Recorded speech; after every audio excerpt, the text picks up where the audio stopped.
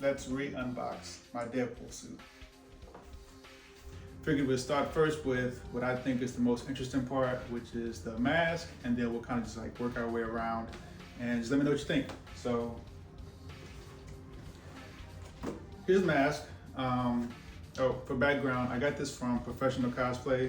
You can find him on Instagram. I'll link him, down below. But yeah, the guy makes like really good suits. I think he's known for like making Deadpool suits, but I haven't really seen too many people, do an unboxing, kind of like an in-detail review of everything that he has. So I figured I'd give you guys a look. So starting off with the mask, little up close look. And all of this is pretty like movie quality stuff, so it's like very textured. The way you get into it, there's this zipper part here.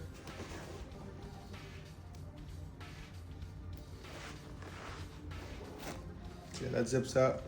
And on the inside, you have like a little bit of cushioning for like the forehead area. Yeah, I'm gonna show you how it looks.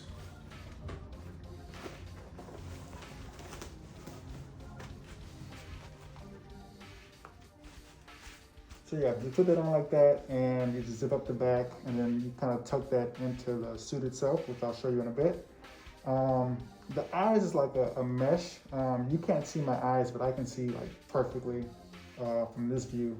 And additionally, the eyes are interchangeable. So you take that part out like that, and it comes with like another set. Then you can order more if you want to, but yeah, you just swap them out just like that. And they use these like super magnets, so they're pretty sturdy and they don't really come off.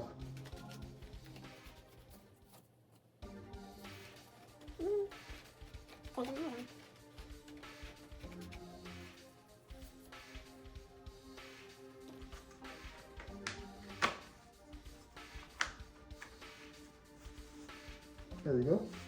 So yeah, you can, depending on how you're feeling at the time, switch out the eyes or based on the situation. So yeah, it does get pretty hot in there. So whenever I use this one, I do sometimes take the eyes out to get like a bit more ventilation, but yeah. Next up, we got the shoes or boots.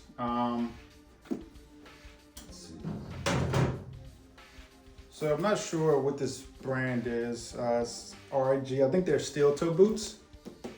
And the guy, he spray painted them.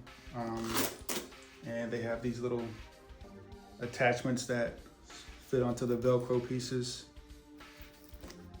And then there's this one up here.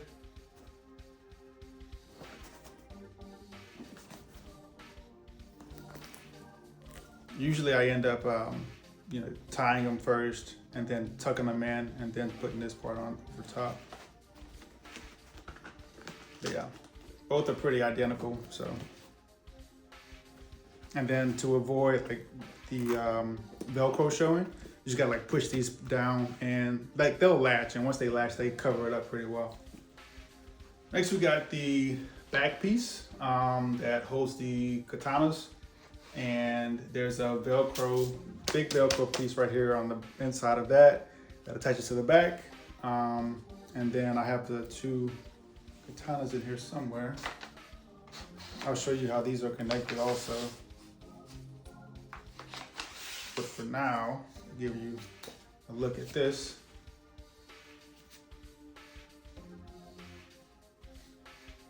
And these are how the katanas would come. Detached like this.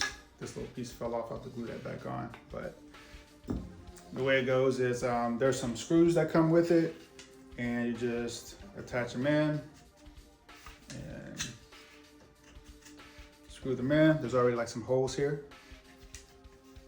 and yeah, then you're good to go. I always just, for storage purposes, just keep them detached. Makes it easier to put inside this tote. Next up is the belt. This has a Velcro backing, makes it easier to like wrap around your waist. And as you can see, it comes with like these little pouches, the Deadpool symbol in the middle, and some more pouches on the right side.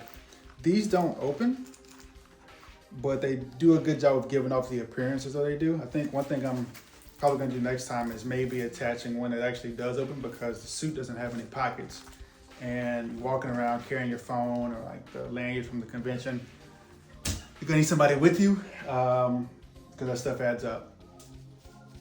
Next up is the fake knife that you will attach to your, like one of your legs. It's not real, of course, like it doesn't come out or anything, it's just for aesthetics, but here's a closer look.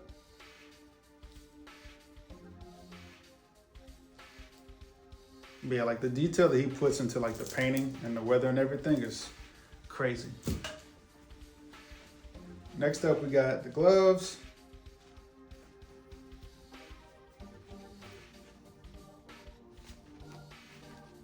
Also like super detailed, weathered and textured.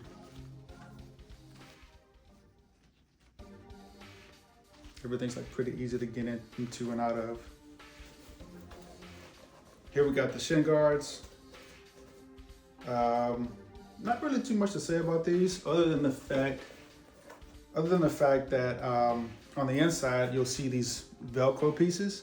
So what he does is he'll attach the other side of the Velcro onto the suit legs itself. That way it holds them in place. These also zip up and like conform to your leg size, but the extra Velcro like helps keep it, especially like when you're walking around, it's not a lot of like moving and everything from like the steps. So let's see what it looks like zipped up. So yeah, that's like the zipped up portion.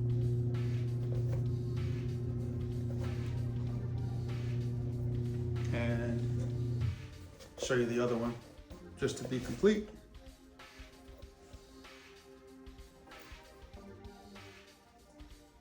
Okay, next up we got the gun holsters and the guns. Another thing that's like detailed is crazy. Gun holsters are like pretty straightforward, you know, side of the hips. Now I've traveled to a few conventions like out of the state, and whenever I pack these, I have to be sure to put a note inside the tote so that TSA like knows, hey, these are fake, these are props for a convention. So that's a little travel tip also. If you traveling for the first time, you got guns that look kind of realistic, put a note in for TSA, that way they don't put you on a no-fly list. But yeah, like look at that. And they're rubbery, you know, they bend a little bit, but not too much. The triggers kind of move, you know, whenever you pull them. The ammo clips don't come out or anything, but they don't need to. Like this look alone, solid. Okay, the final piece, the suit itself. Now this is like one complete piece. There's no, you know, two separate pieces. There's no sections you gotta like put together yourself. You just jump into it and you get somebody to help zip up from the back. And that's like another thing about the suit is, unless you're some type of like contortionist or something, you're not getting in and out of this by yourself, because you have to put this part on. And then you need someone to help you put the helmet on, zip that up, and then stuff it into the back of the suit. That way the neck piece don't show. But let me give you all a closer look, and I'll go like piece by piece so you can see it. So Professional Cosplay offers like two different versions of these. The first is a like a faux leather, and I originally had that one. It lasts for about like 2, maybe 3 years or so, depending on how much you're going around in these, like how many conventions you go to a year. But after about, like I said, I went to DreamCon earlier this year, and I noticed like some of the leather started to peel. Reached out to him and was able to get the leather switched out for the real thing. And so this is all real leather. It'll last hopefully forever, I'm thinking. But yeah, so starting from the back, here's what I mean in terms of, so it zips down about to your waist-ish, and then you just kind of like step into it. It's like a full body suit. This is like the shoulder thing, I don't know what you call this thing. Here's the back piece that the katana guard would attach to.